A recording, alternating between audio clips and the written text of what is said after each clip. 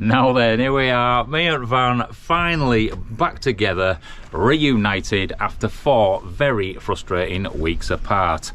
Basically, she had an issue which I needed to get sorted out, and because the part needed was on back order and they only had 1 available in the country, I said keep the van, get it sorted, and then at least I know it's done and I don't need to mess about in the future. The part in question, which is apparently a common fault, is in here. So if you look there, that is the head unit and the screen is touchscreen, and that went black, and when it goes black it just means you can't use pretty much anything in there, and that's quite important because that is for my sat nav and music and everything else to make life good when traveling. So now I've got it back, I'm like a charged battery ready to go. So I've done a few things. As you can see, we've started doing a bit of insulation. I've started chucking a few wires in, which is quite awkward to put your head around, but I'm getting into it now. And we've got that opening there as well, which I did actually prior to the van going in, but I will show you some footage of why I have done that. Whoa, look at that, we've got a little tiny bit of sunshine. Sun's out, I suppose guns out, eh? Get on with some work. So I've got a couple of hours free today, so I thought that I would crack on and do something, a simple job I would say, although it might not be that simple, and that is dry fitting a dash cam. So having a dash cam's obviously got its benefits because it proves that you weren't at fault in any accident, or it might prove that I was at fault because I've got a heavy right foot and I'm an erratic driver. But for me, I think it's going to be awesome because the footage from the dash cam is going to be useful for me making my videos. So this is something that I've been looking at for a while, and obviously doing the Vanlife thing is going to be pretty awesome for that. We've just had a loud spit of rain from the old doom and gloom up there, but luckily the blue skies are opening up, so we're going to have a nice sunny day, although I'm going to be stuck in here, aren't I, messing about. Anyway, I did hours and hours of research to find the perfect dash cam to suit my needs, and I found this one. So I reached out to the company and they were happy to do a collaboration with me, so I'm going to show you exactly why I chose this and what it's all about. So let's have a quick look. So this is the VIOFO A329SW, and the reason I went for this is the fact that it has got 3 cameras and they are all really good quality footage. And also I've got some black painted nails there. That's no questions on all that. So firstly, we have got a front facing camera which is in 4K, we've got a rear facing camera which is in 2K, we've also got a 2K cab cam. So that for me is really brilliant because I'm going to have loads of footage from all angles basically. We've also got this here which is from DJI, and it's not actually out yet, but I am going to be showing that in a later video, and I chose that for an absolute particular reason as well, so I'm looking forward to showing that one to you. Anyway, let's crack on and just try and get some wires in and make this thing work.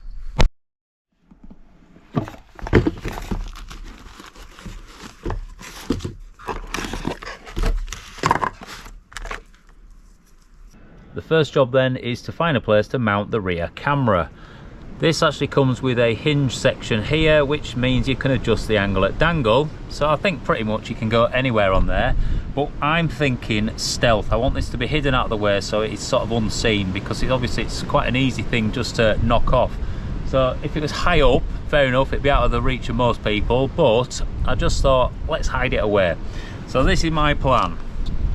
I'm gonna mount it quite low level and just hide it in there, so it's quite centre to the van, so it should get a good angle out looking towards all the vehicles that are smashing into the back of my car, but also it's just going to look a bit nicer as well. So that's my plan. We need to get a cable into that door.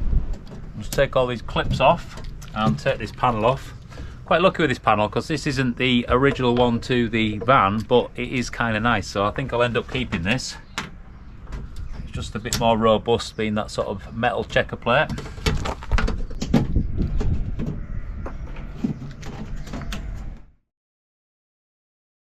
I apologise, I got a little excited and I just cracked on. So I've now got the cable from the rear door to the cab. And luckily for you, I didn't film it because it did bring out some very colourful language. So let's just get out and I'll show you exactly what I've done. So, whoa, stay. I have got the cable from here up through the door. Very easy to this point here, but when you have to bring it through this trunking and out into this pillar, that was an absolute nightmare. So I did it by using a piece of pretty rigid wire that is flexible as well. I fed it through that hole there and then down into the trunking, and then I manipulated it like milking a goat, a male one, and sorted it just to get into that point, and then obviously I pulled it through just to get the cable down there. But from that point on, it's actually really easy because I've just put it in some, can you see that? We've got some trunking there, so I've run some trunking up and that comes out the top, and then from that point, literal plain sailing all the way down here.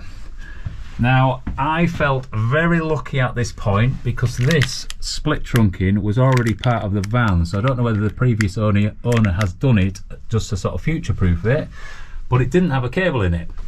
Now it does, because that runs from there all the way over this, so it just saved me taking all this down. And then when I took these out, I found the trunking. So just by messing about and pushing the cable through from that point, I've got it through and we are now into the cab. So the next stage is just to get the other gubbins out of the box, and we're going to sort of link it up and see what happens. On this rear door here, we've got a rubber bung, so if I pull that out, that actually drops down to the bottom of that bit of plastic there. So let's just set you up. I am going to hopefully mount it there, so if I just finger this all inside, I should be able to roughly feel where it's going to come through, so I can get it there. And I've got a little bit of plastic there which might just feed up behind it. There we go, I've got it. So the end of where I need to drill is absolutely bang on there. That's my mark, so I'm actually going to put a drill through that, probably from this side, just to make sure that I'm in the right place. And then once I'm right, I'll put a bigger drill through because I have to fit that there, which is probably about, I want to say 9mm drill bit. Now I'll feed through and then we can stick this on. There we go, that was easy. Yep, that's gonna work. I need to put a bigger drill bit through, which is gonna fit that through it. But I don't want to scratch the paintwork, so I'm going to use a bit of plastic to protect it, so that can go against the body, and then I can just sort of slot this up as tight as possible. So let's have a go.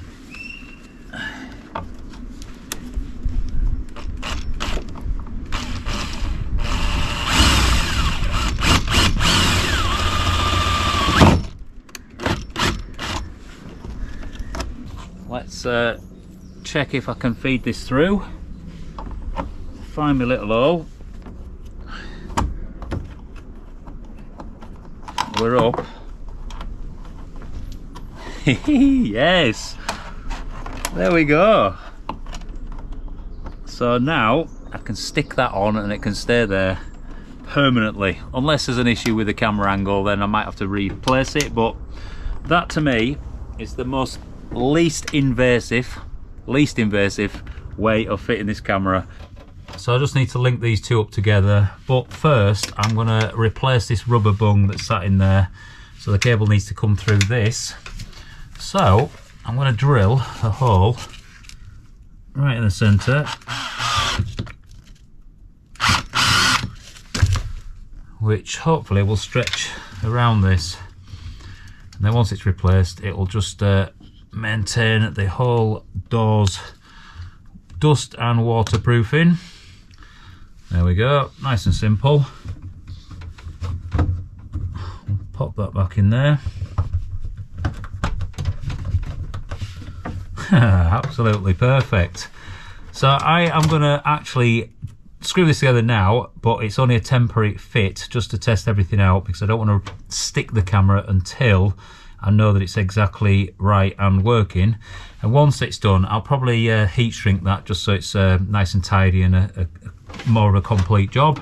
And then this, rather than it dangling about all the time, I will make sure that it's sort of fixed to it somehow with a bit of magic tape or something.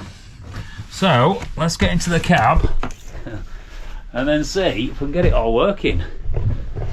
How do I get out of here? Right, let's delve deep into this box and find the gubbins inside. Starting with the main sort of screen, which will be facing me, and the camera is on the back, and that is adjustable just to suit the angle at dangle.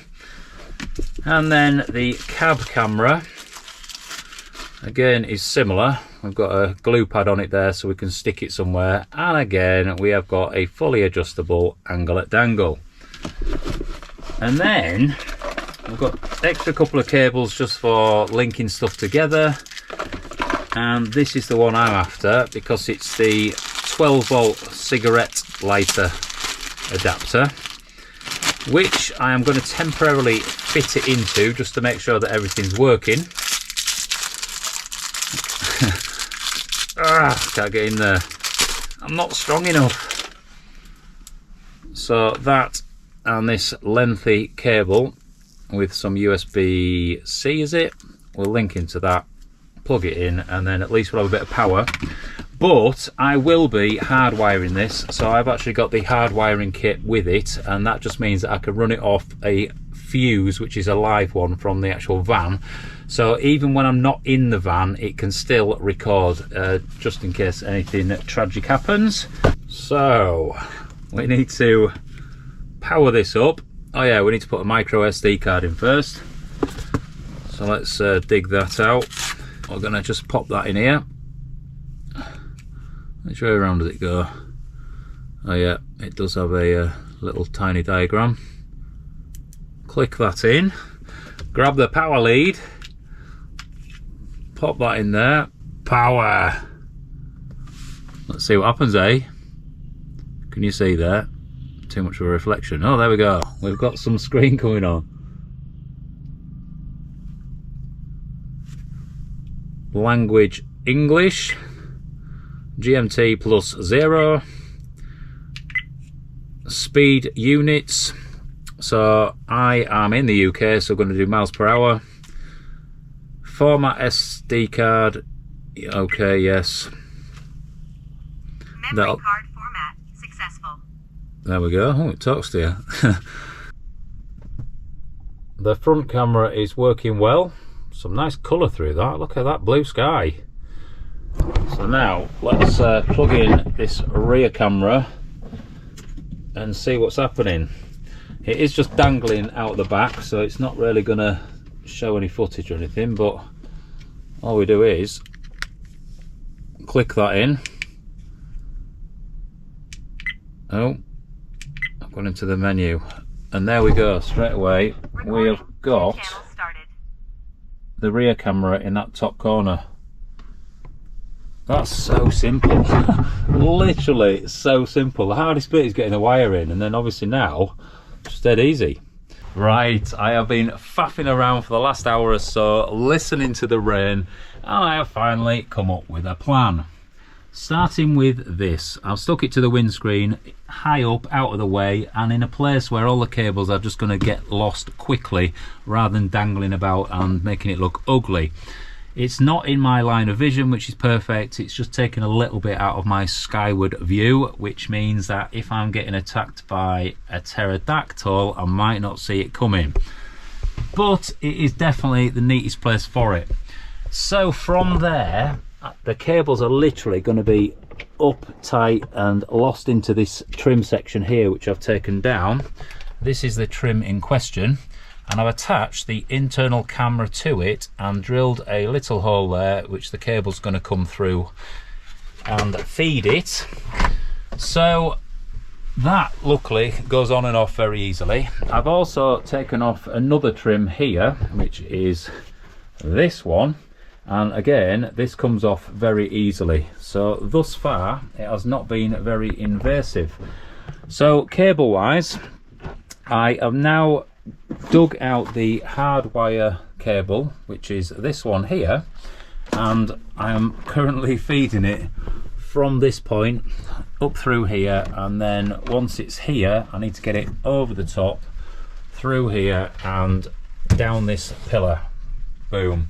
So as you can see, I've had to take off all that, which is sat there, but it's the only way I could do it. So what I've done is, if you can see, I have fed this feeding cable round, I've attached it on there, and now let's see if I can do it. I'm just gonna pull that through. Boom. Just like that.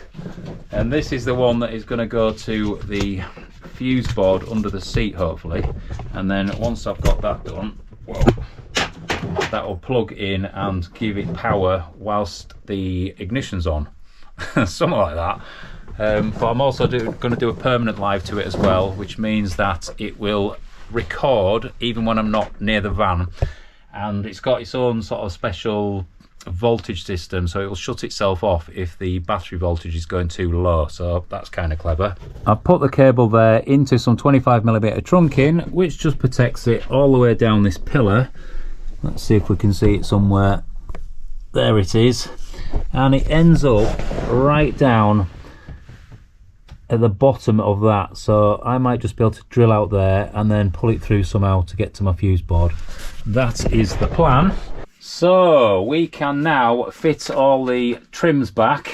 This one here, I've actually just nicked out this corner because that's where the cables are going to sort of sit, and obviously I need to pull the cable through this hole as well. So let's do that. Pop it in. I've just got a coil on the back there, and this just simply, he says, clips back in place. Simply. Just need to make sure my cables are in the right place.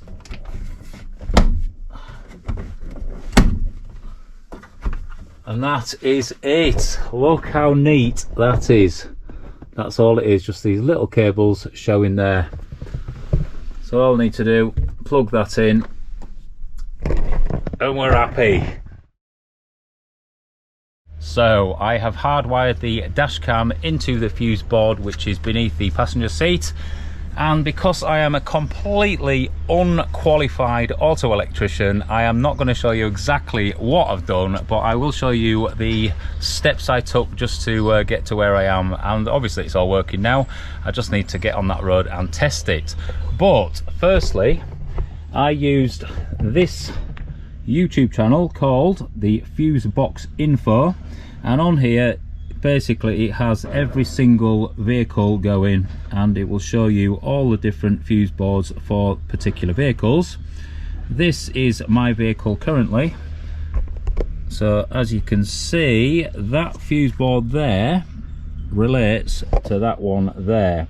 So all I've done is just find out where I've got a couple of free spaces to be able to plug in my two wires, one being a switched live and the other one being a live. So I have obviously sorted that out in two of these spaces. It all works, that's the main thing. So let's get on the road whilst this sun is starting to come out, and we'll take some footage and see what we are dealing with.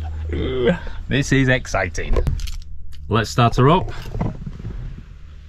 pop that in the ignition, and as soon as the ignition comes on, hopefully we are getting power to this.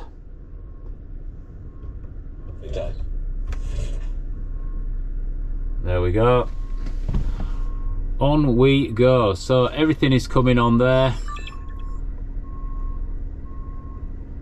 cameras are showing. Recording. 3 channels started. And there it says 3 channels have started recording. So let's get the engine started, into gear, handbrake off, and let's skedaddle. There's going to be some banging and clunking coming from the back of this van. I do live in a very rural area, so pretty much you have to go up a hill to get out of where I live, and because of that the fuel consumption is ridiculous, especially on a big van like this.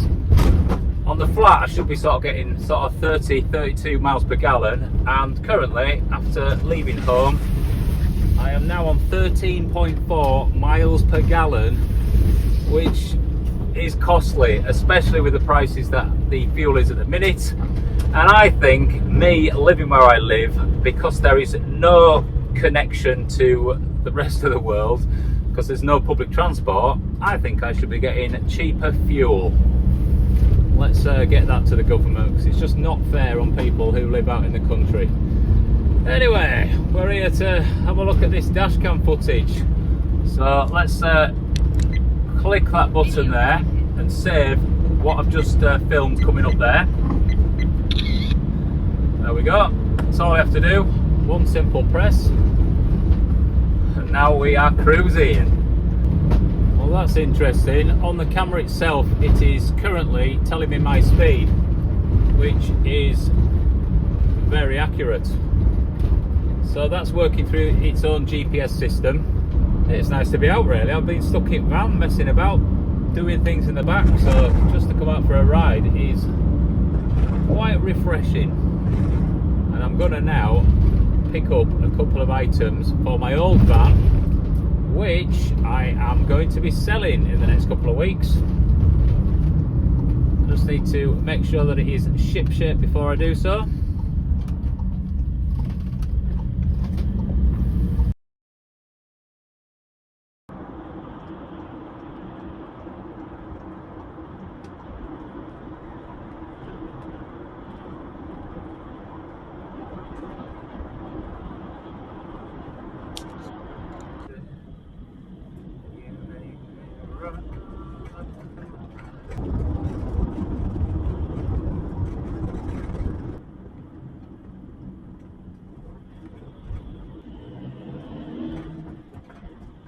After a set period of time, the screen will go black, and that is just to preserve energy. If you want to get the screen back on, let's just pull over a minute. If you need to get the screen back on, you can just use a voice command.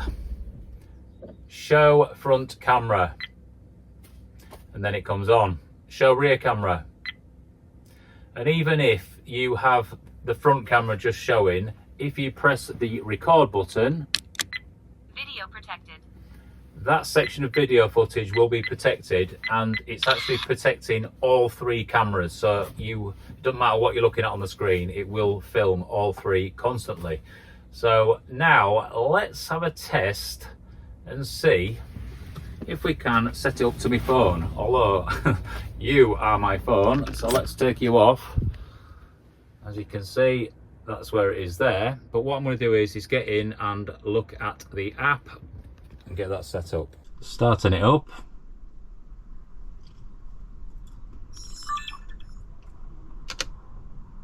Recording. 3 channels started.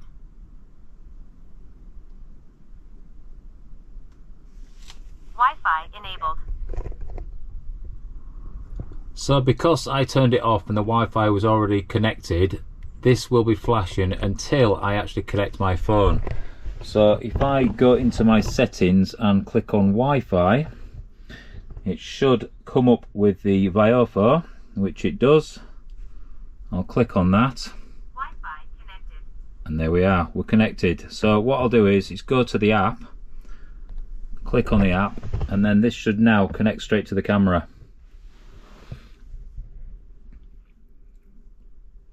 Let's hope.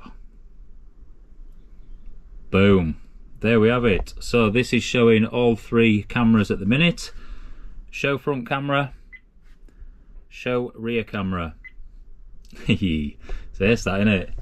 So now if I just click on this button here, it will come up with all the previous footage that I have got. So as you can see, it is set in sets of 3. So we've got a front camera, a cab camera and a rear camera, so all the way down. So every time it's doing it in a block of 3. So if I press on the locked ones, these are the ones that I've actually locked, which I've saved, so hopefully we can retrieve that footage later.